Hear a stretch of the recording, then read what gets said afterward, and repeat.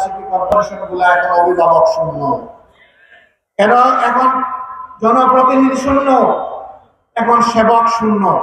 আমরা বলছি আগে তাড়াতাড়ি জনদুর্ভোগ নিরসনের জন্য স্থানীয় নির্বাচনটা দিতে হবে।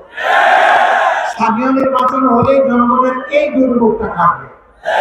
তারপরে অবশ্যই জাতীয় নির্বাচনও দিতে হবে। তবে জাতীয় নির্বাচনের আগে জনগণ চায় মৌলিক কিছু সংস্কার হতে হবে। অনেকে বলছেন সংস্কার বড় কথা নয়, মানুষ কিভাবে খেয়ে বেঁচে থাকবে এটা বড় কথা।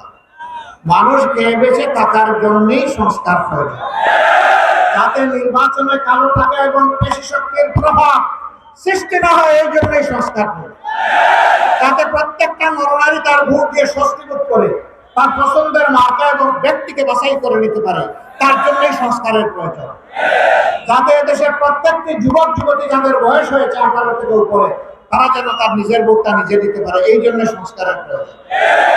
এই সংস্কারগুলো মৌলিক সংস্কার করেই তারপরে যে ভোটটা দেওয়া হবে, যে নির্বাচন দেওয়া হবে, সেটা অর্থ হবে। আমরা ওই নির্বাচন যথাসময় হোক সেটা আমরা চাই। সরকার এটা নিয়ে গড়িমসি করুক বা লেন্দি করুক, এটা আমাদের কাম্য না।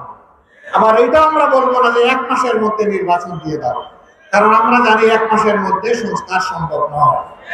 আমরা তাই মূল থেকে বলে এসেছি যৌক্তিক সময়ের মধ্যে নির্বাচন দিতে হবে। একটা আঘাতে 5 তারিখ একটা গোষ্ঠী খান খান হয়ে ভেঙে পড়েছে।